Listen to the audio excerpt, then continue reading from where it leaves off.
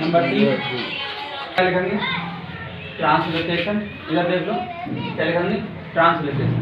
इसमें क्या लिखेंगे? वही पहले तो वही एक लाइन लिखेंगे, कभी कभी रिप्रोडक्टिव ऑर्गन में रिप्रोडक्टिव ऑर्गन में गैमीट फॉर्मेशन के समय, कभी कभी रिप्रोडक्टिव ऑर्गन में गैमीट फॉर्मेशन के समय, इतना तो लिखना ही लिखना है। अब क्या लिखेंगे? वन पेयर, एक जोड़ी है, एक जोड़ी है वन पेयर होमोलोगस क्रोमोसोम के, यानी एक होमोलोगस ये यानी टू पेयर होमोलोगस क्रोमोसोम के जो नॉन सिस्टर क्रोमोसोम है, ये क्या है? Non sister chromosome. तो टू पेयर होमोलोगस क्रोमोसोम के एक होमोलोगस क्रोमोसोम ये हो गया, एक हो गया, इनके कौन से वाले? नॉन सिस्टर क्रोमोसोम के कुछ पार्ट टूट जाता है, कुछ पार्ट टूट जाता है, दोनों का थोड़ा सा पार्ट टूट जाता है और एक दूसरे से एक्सचेंज हो जाता है। क्या हो गया? एक्सचेंज हो जाता है, एक दूसरे से एक्सचेंज हो जाता है। तो यानी कि यहाँ से पहुँच गया जे ए एच यहाँ आ गया और डी ई एच यहाँ आ गया, ठीक है। तो कुछ पार्ट टूट जाता है और एक दूसरे से एक्सचेंज हो जाता है, इस प्रकार म्यूटेशन हो जाता है। इस प्रोसेस को क्या कहेंगे? ट्रांसलोकेशन कहेंगे। क्लियर?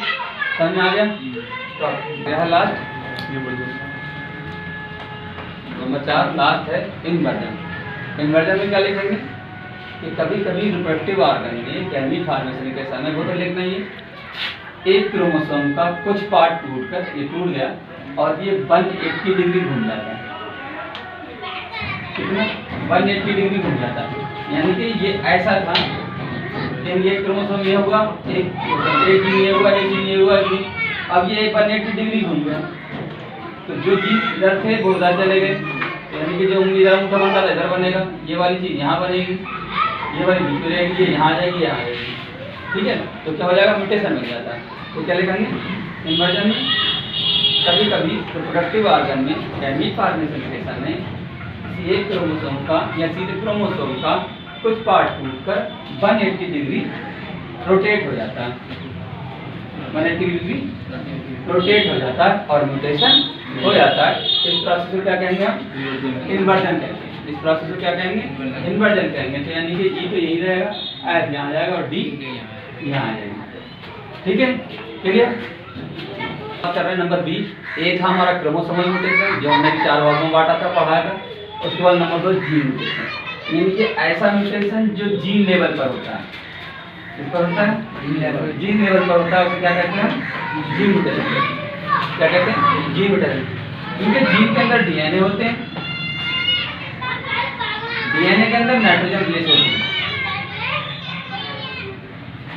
डीएनए के अंदर क्या है? ये नाइट्रोजन बेस है, N2 बेस क्या होते हैं? नाइट्रोजन बेस होते हैं, यानी कि जीन के अंदर डीएनए होंगे और डीएनए के अंदर क्या होते हैं? Nitrogen base. ये नाइट्रोजन बेस कहाँ पर है? पॉइंट पर, बिल्कुल बीच में आ रहा है। कहाँ पर है? पॉइंट पर है। और म्यूटेशन इन्हीं नाइट्रोजन बेस में होता है। म्यूटेशन किसमें होता है? इन्हीं नाइट्रोजन बेस में होता है। और ये नाइट्रोजन बेस कहाँ होते हैं? पॉइंट पर है।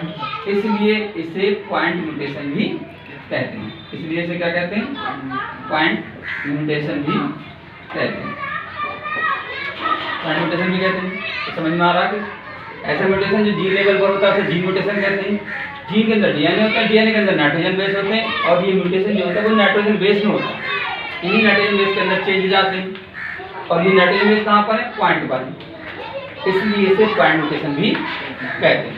ये 2 प्रकार का होता है, ठीक है। एक है spontaneous mutation,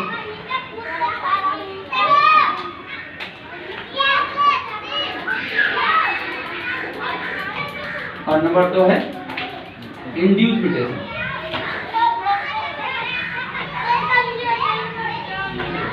number 2 induce mutation, number 1 spontaneous mutation, number 2 induce mutation. अब स्पॉन्टेनियस म्यूटेशन क्या है? कि वही बात जो हम इन्वायरमेंट किसे कहते हैं, वही की परिभाषा इन्वायरमेंट में सडन चेंज होते हैं और उसमें रहने वाले एनिमल के अंदर भी सडनली चेंज आ जाते हैं।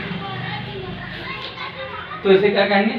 स्पॉन्टेनियस, यानी कि नेचर के द्वारा अगर म्यूटेशन हो रहा है, कौन सा वाला? जीन वाला। अगर नेचर के द्वारा जीन में म्यूटेशन हो रहा है तो उसे बोलेंगे स्पॉन्टेनियस म्यूटेशन। क्या बोलेंगे, स्पॉन्टेनियस नेचर में सडनली चेंज हो गए और उसमें रहने वाले एनिमल के अंदर भी चेंज हो गए जीन के अंदर, तो उसे क्या करना है, स्पॉन्टेनियस। इंड्यूस म्यूटेशन क्या होता है कि किसी भी एनिमल को लिया और उसको लैब में ले जाकर फोर्सफुली, जब लैब में लेके जाओगे कोई भी एनिमल अपनी मर्जी से चला जाएगा, उसे पता मुझे कि जो भी होगा मेरे अंदर काटा पीटी होगी या कुछ भी है, तो उसके जीन के अंदर तो क्या हमने फोर्सफुली फोर्स लगाएंगे, फोर्सफुली चेंज करते हैं इसमें, इसके जीन में क्या करेंगे, चेंज करते हैं, यानी कि किसी एनिमल को लैब में ले जाकर फोर्सफुली उसके जीन में चेंज करते हैं, उसे क्या कहेंगे, इंड्यूस म्यूटेशन। यानी कि ऐसा म्यूटेशन जिसे साइंटिस्ट अपना लोग तो नहीं कर सकते, साइंटिस्ट लैब में ले जाकर कर रहे हैं उसके जीन में चेंज, ठीक है, उसे क्या कहेंगे, इंड्यूस म्यूटेशन। तो कुल मिलाकर जो नेचुरली होता है ऐसा जीन म्यूटेशन जो नेचुरली होगा उसे बोलेंगे स्पॉन्टेनियस म्यूटेशन, और ऐसा जीन म्यूटेशन जो आर्टिफिशियल होगा, तो लैब में हो रहा है आर्टिफिशियल या लैब में, आर्टिफिशियल और किसमें होगा, लैब में, तो उसे क्या कहेंगे, इंड्यूस म्यूटेशन कहते हैं। समझ में आ गया।